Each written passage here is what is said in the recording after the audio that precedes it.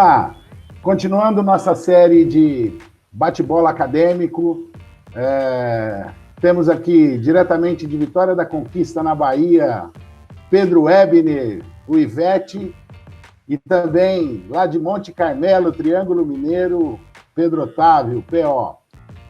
Muito bem, Pedro Otávio, fale um pouco sobre empreendedorismo, como que você vê o empreendedorismo no Brasil, como que isso está rolando, você que estuda administração, como você vê os empreendimentos acontecendo, os novos negócios surgindo, os pequenos negócios, o que você tem visto por aí?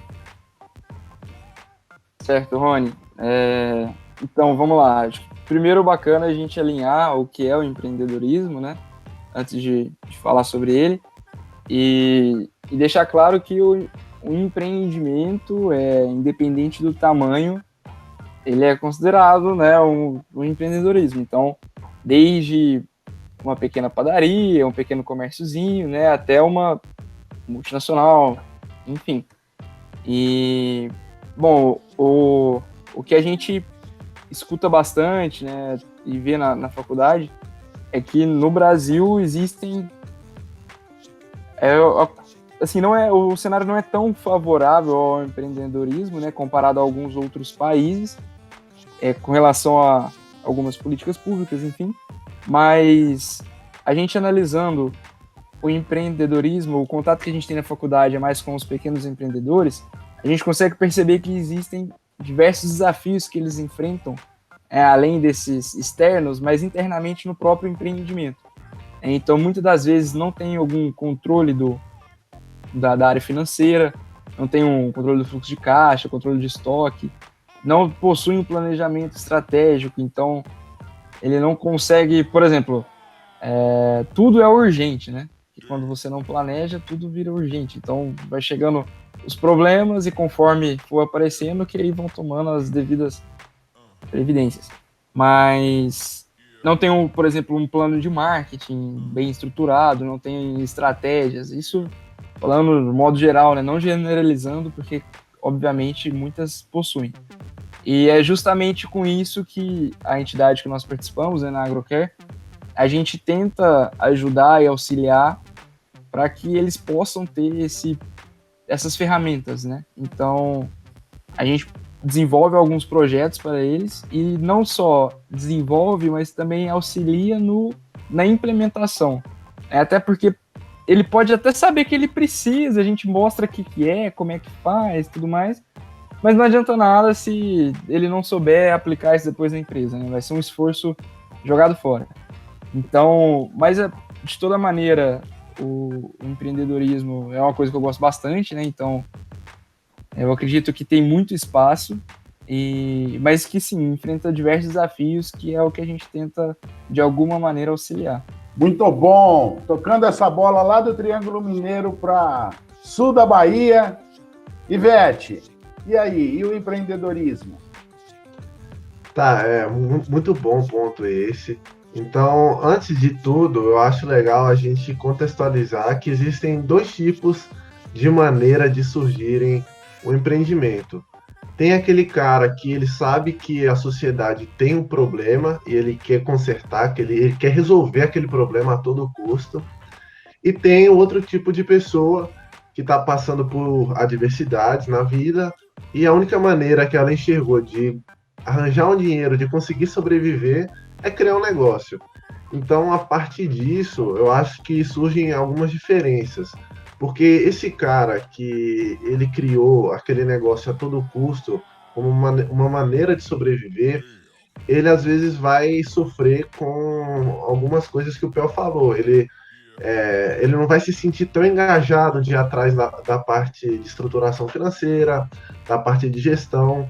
Então, às vezes, esse tipo de pessoa, ele pode sofrer muito no mercado por conta dele não ter essa parte mais estratégica.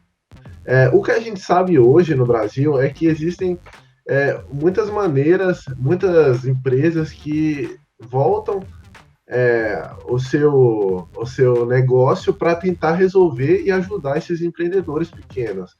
ou até médios empreendedores a resolver esse problema.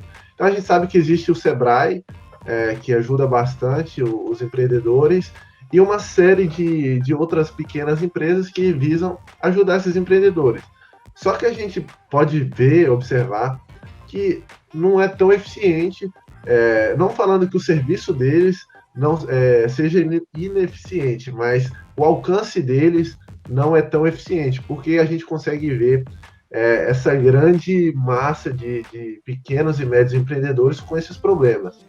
Então, eu acho que o grande ponto é como levar esse conhecimento de uma maneira acessível e prática para esses pequenos empreendedores. Essa é uma resposta que, infelizmente, eu não tenho, mas gostaria muito de trabalhar em cima dela. Então, acho que o ponto crucial é esse alcance da informação. Muito bem, meu cara, muito bem.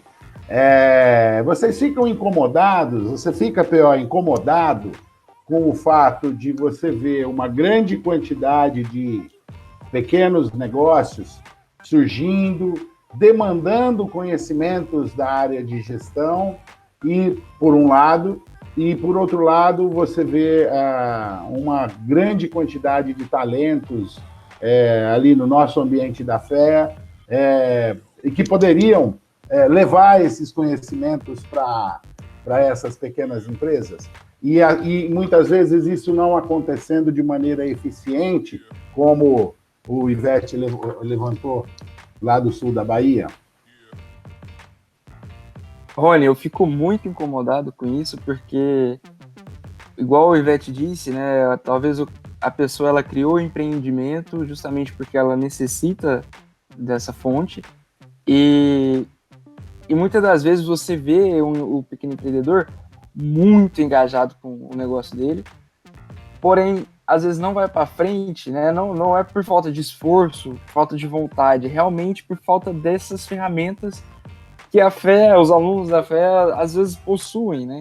Então, me incomoda bastante, porque eu acredito que realmente, se esse acesso a essa informação fosse mais fácil, né? Talvez o Brasil, de uma maneira geral, pudesse desenvolver, né, de forma mais eficiente, uma vez que as empresas elas poderiam se inovar, se profissionalizar mais. Então, sim, fico muito incomodado e, como o Ivete disse, eu também ainda não tenho resposta, mas desejo muito desenvolver alguma coisa em que possa fazer essa ponte, né, esse intermédio entre a resposta e o pequeno produtor. Muito bom, meu jovem. Ivete, posso dizer, com base na sua resposta, que posso dizer que essas condições adversas, elas muitas vezes acabam revelando empreendedores? Com certeza. Como diz o ditado, não o ditado, mas a frase famosa, na diversidade que você se desenvolve crucialmente, sabe? Você tem um boom de desenvolvimento na diversidade. Então, eu acredito que com a escassez de soluções, acho que tem muita gente, tem muito potencial ainda para surgir. Uma coisa que você e o P.O. falaram é que na fé, isso é um exemplo só, mas existem vários outros polos de conhecimento espalhados pelo Brasil, mas que tem uma galera muito capacitada e muito disposta a fazer. Agora, a única coisa que realmente falta é fazer, né? Então, vamos esperar aí como vai ser o futuro, mas eu acredito que o Brasil ele tem muito potencial, sim, aos novos empreendedores. Muito bem, meu jovem. Falando de empreendedorismo, como você vê, então, P.O., o empreendedorismo no atual cenário, com pandemia, com mudanças e com essa incerteza toda? Legal, Rony. Realmente agora, né, estamos passando por um momento de incertezas, né, na diversidade, como o Ivete disse. E bom, essa questão da mudança, né, esse inesperado, não estava a pandemia, né, não estava em nenhum planejamento, né, nem do O cara mais visionário possível, eu acho que ele não premeditaria um cenário desses em 2020. Então, partindo do pressuposto que ninguém sabia, quem se adaptou melhor, quem se adaptou mais rapidamente, com certeza saiu à frente, né, da concorrência em si. Então, isso não só empresas, mas como países também.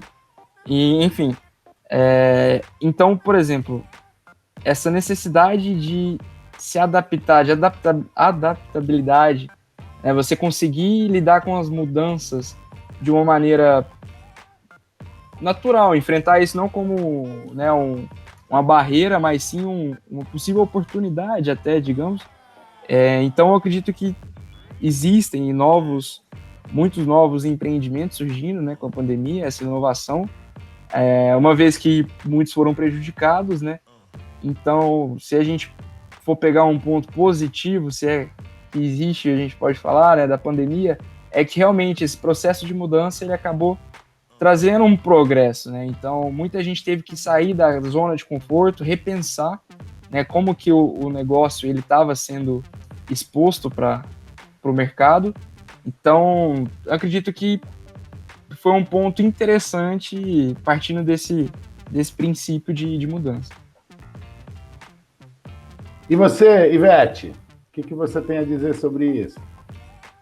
O PO já deu um apanhado muito bom sobre isso. Basicamente, o que eu penso é que o cenário mudou, as regras do jogo mudaram, né? Então, o cara que se adaptar, a empresa que se adaptar melhor, ela vai ter bons resultados no futuro, né? Mas agora um ponto assim que me veio na cabeça, que pelo menos eu observo com as pessoas com que eu trabalho na faculdade, e com certeza isso está afetando muitos empreendedores hoje, é a questão da motivação. Muita gente deu uma desmotivada agora. Óbvio, pode até ter alguém em casa assistindo isso falando o que esse estudante está falando, mas eu acho muito legal se você estiver desmotivado, você tentar encarar a diversidade como uma forma de uma possível melhora. Então, falar é muito fácil, eu sei que é fácil, mas eu estou tendo que lidar isso no meu dia a dia também. Está sendo muito difícil, mas eu tenho certeza que a pessoa que se der o luxo de mudar, se adaptar, ela vai conseguir colher frutos melhores no futuro. Então, basicamente concordando aí com o que o PO acabou de falar. Muito bom. Então, posso dizer o seguinte, Ivete, além de álcool gel e máscara, nós precisamos de Rivotril, terapia, yoga e relaxamento, né? Faz parte.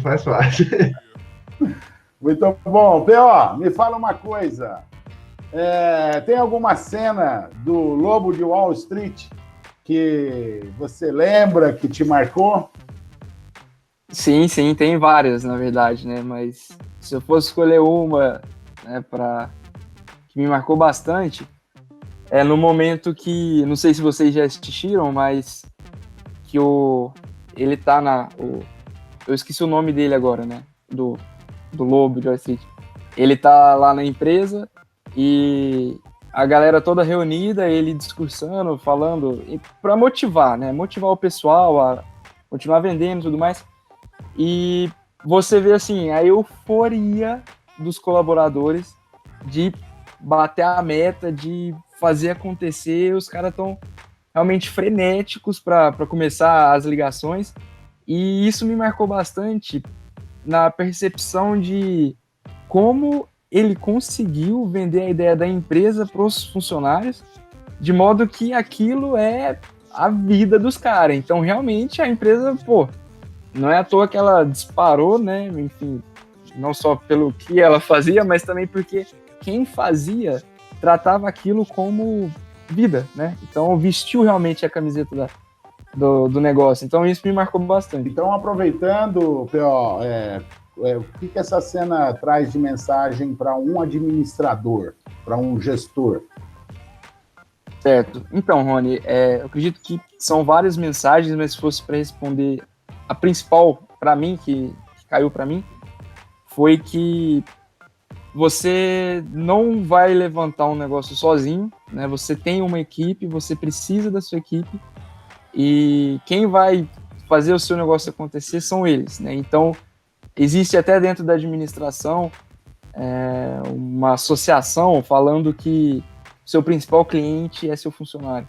Então, por exemplo, se ele estiver satisfeito e se ele estiver engajado, o potencial que sua empresa tem é gigantesco. Então, eu acredito que a principal mensagem foi essa, foi de equipe e de manter sempre todo mundo engajado, alinhado, para alcançarem o propósito aí da empresa, né, a missão.